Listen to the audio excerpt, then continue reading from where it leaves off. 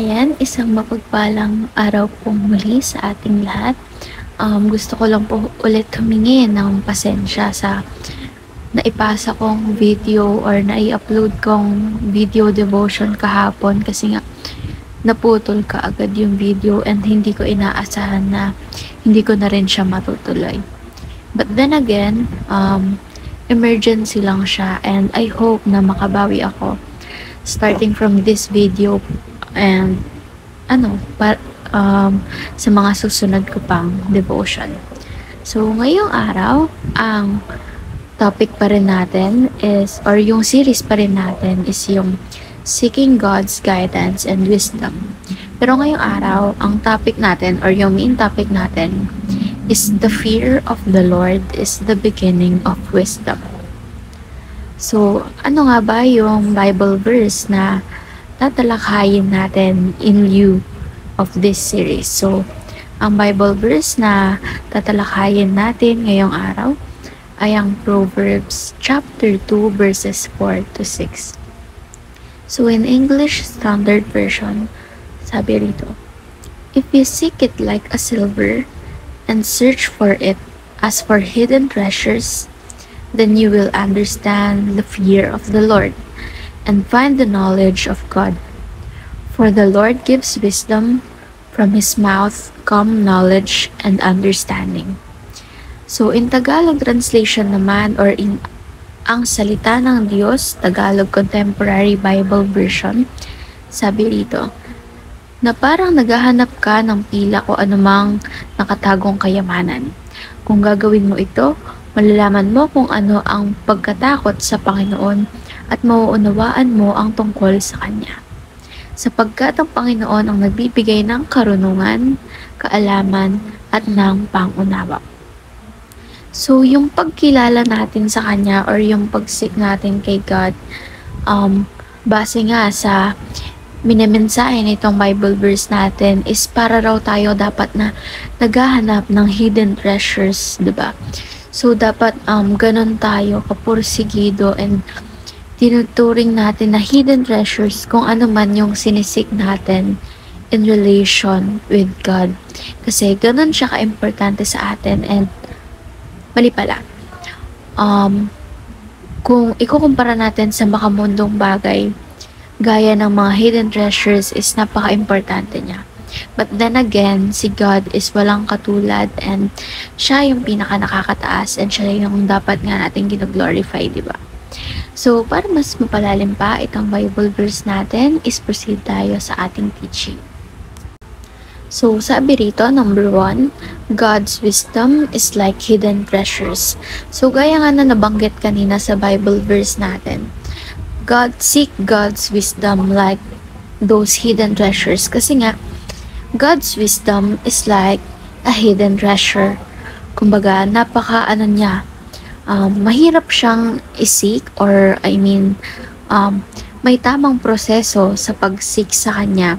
Kagaya na lang ng paghuhukay or paghahanap natin ng hidden treasures. Kasi nga, yung hidden treasures, di ba, kung titignan natin dito sa mundo natin, kumbaga para siyang, extraordinary, kaya nga siya hidden treasure, rare, ganon. So, dapat ganon din natin, kung ganon natin pahalagahan yung mga hidden treasures dito sa ating mundo, is ganon din natin pinahalagahan yung wisdom ni God na sinisik natin siya religiously. So, seek or God's wisdom is like hidden treasures. Number 2, God's wisdom begins in the fear of the Lord.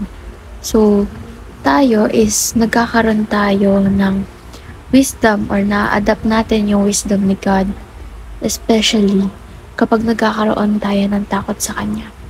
And we should be, diba? We should have fear of the Lord kasi kapag may takot tayo sa Diyos, may iwasan natin gumawa ng mga bagay na alam natin hindi kalugod-lugod sa Kanya. And kapag may takot tayo sa Diyos and is maa-adapt natin yung wisdom niya kasi alam natin na yun yung gusto niyang ipamana sa atin.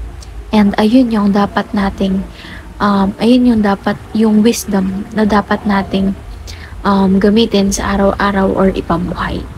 And number 3, God's Word is the source of knowledge and understanding. So, kaya nga tayo, excuse me, kaya nga tayo hinihikayat magbasa palagi ng Bible, di ba? Kasi yung mga salita ng Diyos, yung mga aral niya, ayan yung source of knowledge and understanding natin. Ayan yung primary source of knowledge and understanding natin.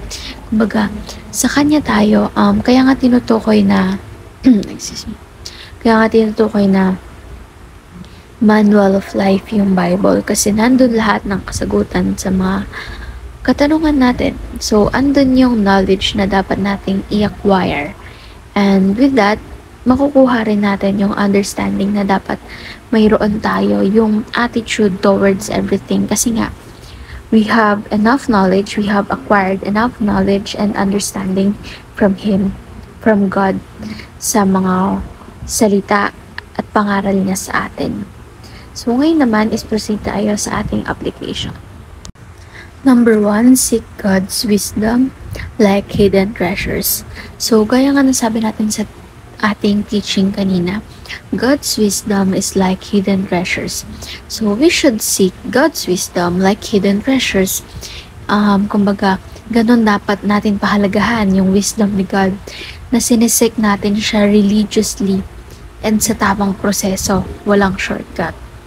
Number 2, apply wisdom by respecting and fearing God. So, i-apply natin yung wisdom ni God sa mga sarili natin, sa buhay natin. Firstly, by respecting, irespeto natin siya. Huwag tayong gumawa ng mga bagay na alam natin kabastos-bastos sa paningin niya and hindi kalugod-lugod sa kanya.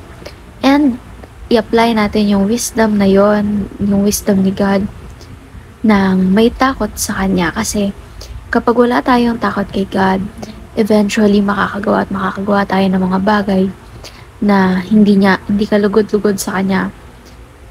And maaari tayong mawala ng respeto sa kanya at some point kapag kung wala tayong takot sa kanya. Kasi nga, hindi natin, yung mga ginagawa natin is hindi align sa wisdom na meron siya para sa atin. And number 3, dive deeper into the Word of God. So, gawin natin siyang, kumbaga, daily milk. Kasi nga especially sa atin, katulad ko na baby Christians pa lang, kailangan nating mag-grow deeper sa Word ni God. Kaya, hinihikayat tayo na magbasa ng Bible araw-araw. Simulan mo yung araw mo na nagbabasa ka ng Bible. Simulan mo yung araw mo na sinisik mo yung guidance and wisdom niya. Para sa gayon, hindi ka mapahamak all throughout the day. And yung mga decision making mo is hindi ka prone na magkamali kasi you are seeking God's guidance and wisdom. So, gaya nga nasabi rito, we should dive deeper into the Word of God. So, siguro idagdag ko na lang tong discussion part. Sabi rito, how much do we value and seek God's Word and wisdom? So, para sa akin, ang sagot ko dito, based dito sa ating topic, ayun nga, we should value and seek God's Word and wisdom and also His guidance, dagdag na natin, like hidden treasures na pinaghihirapan natin, binubusisi natin, pinagbubulay-bulayan natin, and kumbaga, ituring natin siyang extraordinary sa paningin natin na para mas na-appreciate natin habang nakukuha natin, and we should be thankful for everything that God has blessed us and is continuing to bless us, including this that have been mentioned.